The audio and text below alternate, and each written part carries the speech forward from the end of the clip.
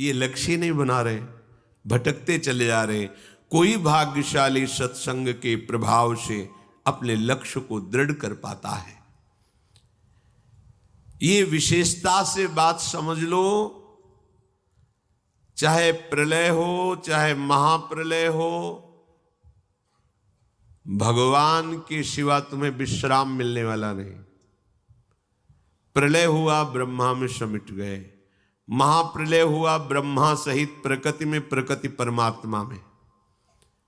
फिर समय आया, फिर प्रकृति से ब्रह्मा, ब्रह्मा से संपूर्ण सृष्टि।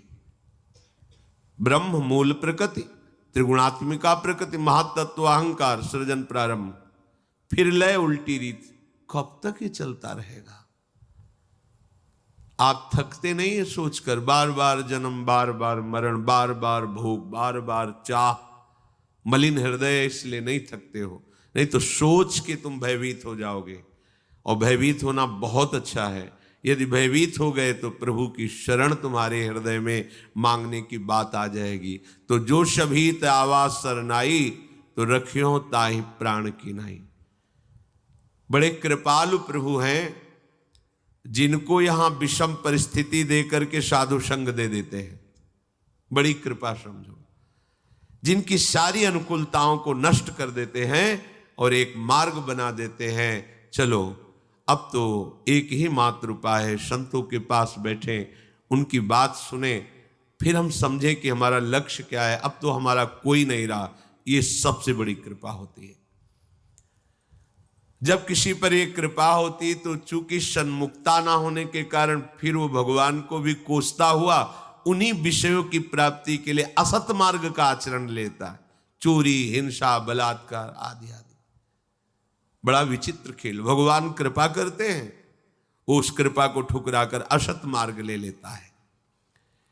जीवन के विभिन्न स्तरों पर हम न जाने कितने कितने स्वांग करते चले आ रहे हैं। बस एक ही लक्ष्य था सब स्वांगों का, कि मैं निहाल हो जाऊं, निष्काम हो जाऊं, आनंदित हो जाऊं। पर किसी भी स्वांग से मुझे ये बात प्राप्त नहीं हुई। बार बार थोड़ा सा सुख और महान दुख यही भोगते चले आए। दुख का परिणाम भोगते हुए सुख की लालसा में जीवन भगवत विस्मृति के गर्भ में गिर गया। एक एक शब्द, सुख की लालसा में भोग रहे हैं दुख, और प्रभु की स्मृति, प्रभु का भजन त्याग दिए हैं। हमें यह नहीं पता चल रहा कि जो हमारी लालसा है वो केवल भजन से पूर्ण होगी। नए नए भोगों की चाह, नए नए आभावों का हृदय में दुख ज्यों का त्यों बना हुआ है। पता नहीं कैसी माया है। मन में आता है कि यदि इतना हमारे पास सुख सुविधा होती तो हम बहुत सुखी हो जाते, और अगर उसी जीवन में उतना हो गया तो उससे लाख गुना बढ़कर मांग, अभाव ही अभाव, कमी ही कमी, पूरे जीवन भर कमी। बड़ा आश्चर्य। आप देखो ना कैसा छलावा माया करती है। बचपन से लेकर अभी तक देखो, हमारी मांगें बदलती गई, वस्तुएं भोगते रहे, व्यक्तियों का संयोग लेते रहे, लेकिन अभाव कम नहीं हुआ। अब और जिस जीव पर भगवान की अनंत अपरिसीम कृपा होती है, उसे भगवान दुख, विपत्ति, अपमान के जाल में फंसाते हैं। क्यों? निर्दयी है क्या? नहीं, यही एक औषधि केवल रह गई है। मनुष्य शरीर दिया, बड़ी अनुकूलताएं दी, फिर उसी में फंस गए तुम। अब क्या करें? ये कड़वी औषधि है पर अमोघ है। चाहे जितना उछल कूद मचाओ, कृपा समुद्र प्रभु ने अब तुम पर कृपा कर दी, अब तुमको भजन करना ही पड़ेगा। तुम्हारे लिए अब कोई रास्ता नहीं। Unlock the power of ETL. एक बार कोई महापुरुष किसी उपासक से कह रहे थे, तुम लिख लो कागज में, तुम्हारे भाग्य में विषय सुख नहीं है। अगर तुम विषय सुख के लिए चेष्टा करते हो तो मारे जाओगे। लिख लो, तुम्हारे भाग्य में नहीं, तुम्हारे भाग्य में भगवत सुख है। इसे श्राप मानोगे या वरदान मानोगे? उन्होंने क्लियर कर दिया, है ही नहीं तुम्हारे भाग्य में विषय सुख। कुछ भी करके देख लो, करोगे तो मारे जाओगे। मारे जाओगे अर्थात तुम्हारी वृत्ति मारी जाएगी। उसके लिए प्रयास मत करो। तुम्हारे सुख में भगवत सुख है, तुम्हारे भाग्य में भगवत सुख है। रहस्य न समझने के कारण लगता है देखो ऐसा कह दिया, तुम्हारे भाग्य में विषय सुख है ही नहीं। ऐसे ही तुम कितना उछल कूद मचा लो, तुम कितना भागो, तुम्हें 3 तरफ से घेर लिया गया है। एक ही रास्ता है, इधर इधर इधर, तीनों तरफ बंद कर दिए गए रास्ते। पीछे लौट नहीं सकते, दाएं बाएं कोई रास्ता नहीं रखा गया। सन्मुख चलो भगवान की सीधे। अगर खड़े हो गए तो इतनी पीड़ा दी जाएगी कि खड़े भी नहीं हो सकते। आगे बढ़ो। यह है भगवान की विशिष्ट कृपा। चाहे जितना तुम प्रयास कर लो, यदि भगवत कृपा हो गई तो तुम्हें भजन करना ही पड़ेगा, भगवत प्राप्ति होगी ही तुम्हें। अपने लोग इसी लाइन में आ गए हैं। पता ही नहीं था कि कोई मंजिल भी होती है, ये कोई रास्ता भी होता है। ऐसे ही घेर के लाए और दौड़ाते चले, तब पता चला कि मुझे कितने महान मार्ग में प्रभु चला रहे हैं। अब इसमें ऐसी प्रतिकूलताएं भी आती कि पीछे मुड़ के देखो तो कुछ है ही नहीं, बंद है, साइड में कोई है ही नहीं, आगे का रास्ता बड़ा खुला हुआ है, खड़े हो नहीं सकते। तब रोना आता है, कितने कृपालु हो, कितने कृपालु हो। केवल एक ही रास्ता रखा है, मामे ये प्रपद्यन्ते, दूसरा रखा ही नहीं। और कृपा का प्रवाह तुम्हें खड़े रहने नहीं देगा। जैसे प्रवाह होता है ना, तो उसमें हाथ पैर मारने की जरूरत नहीं है, वो तुम्हें खुद बहा के ले जाएगा। वायु का प्रवाह तिनके को बड़े उच्च स्थान में पहुंचा देता है, तिनके की सामर्थ्य नहीं है। स्वामी श्री हरिदास जी महाराज, तिनका ज्यों बयार के बस। ऐसे ही अपने लोग देखते हैं कि लाडली जू की कृपा के प्रवाह में हम बहते हुए लाडली जू की तरफ जा रहे हैं। अब हम चाहें भी उत्तर दक्षिण पश्चिम तो नहीं जा सकते, अब सन्मुख ही भागना पड़ेगा।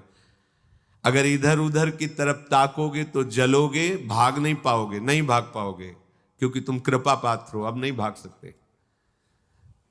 उपद्रवी बच्चे हैं, अगर जरा सी छूट मिल जाए तो घर के बाहर खेलने के लिए राजी, वो खिलाड़ी खड़े हैं, काम क्रोध लोभ मोह इशारा कर रहे हैं आ जाओ, पर मैया इतनी बलवान है कि वैसे कलाई पकड़े हुए नहीं, उधर देखना भी नहीं है। ऐसी कृपा रूपी माँ, प्रियालाल की कृपा रूपी माँ हमें ऐसे पकड़े हुए है।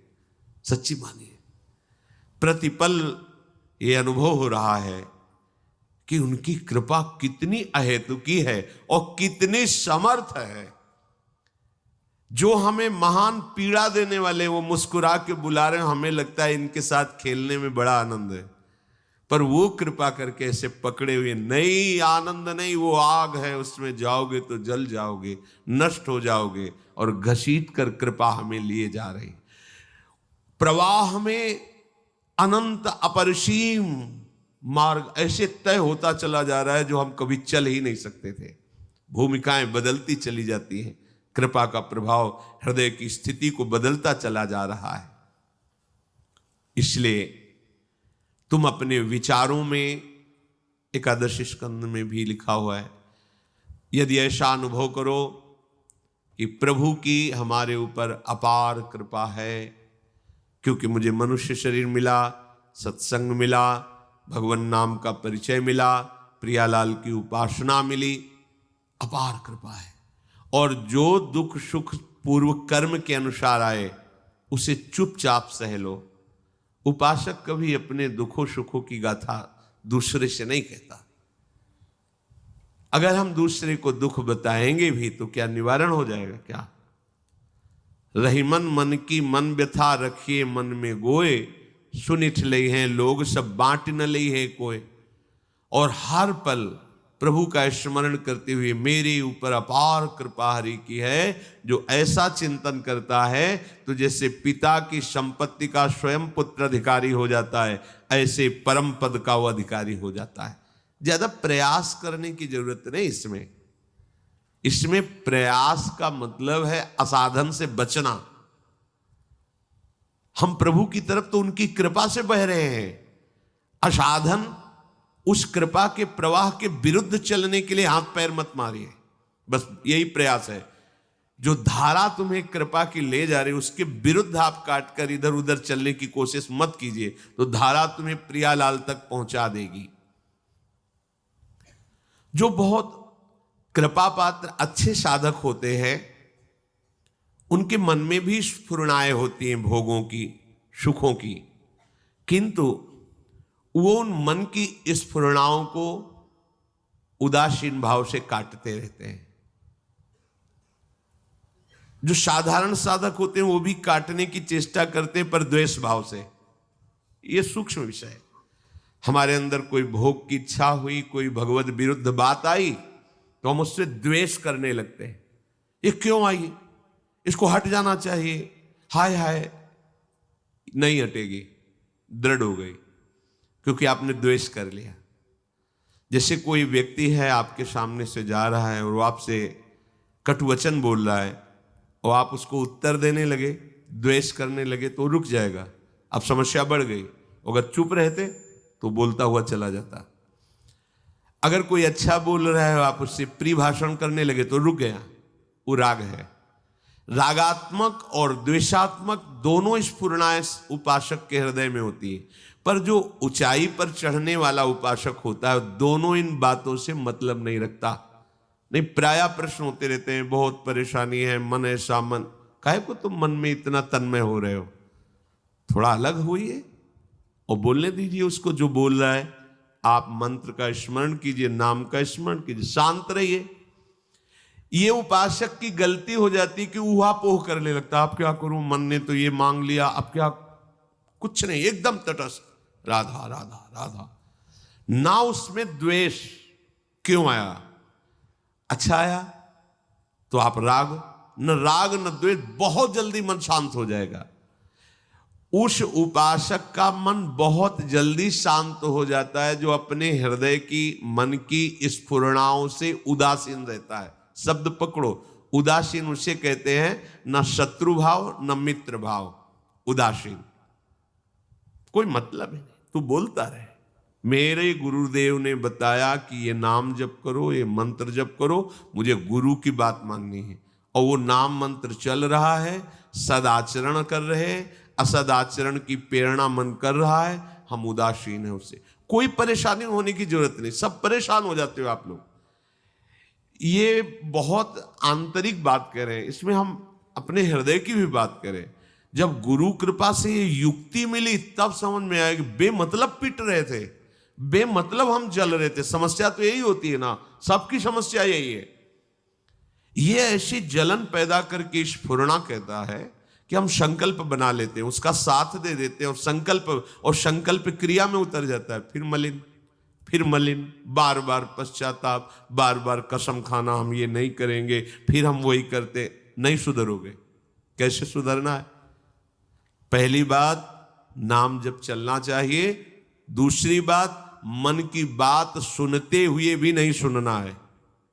वो सुनाएगा आपको, कान बंद कर सकते हो, लेकिन श्रवणेंद्री थोड़ी, श्रवणेंद्री तो अंतर में है, वो श्रवणेंद्री को सुनाएगा। आपको उदासीन शब्द से परिचय कर लो, मतलब ही नहीं। तो बोले फिर मन तो गलत सोचता है और मन ही बंधन मोक्ष का कारण है, तो उसकी गलत भावना को दूर कराने के लिए यही युक्ति है। आप उदासीन हो जाओगे, उसकी स्फुरणाएं निकलती चली जा रही हैं, आपका नाम चल रहा है, नाम सद भावनाएं भरता चला जाएगा, क्योंकि आप खाली थोड़ी बैठे हो, भगवत सुमिरन परायण हो।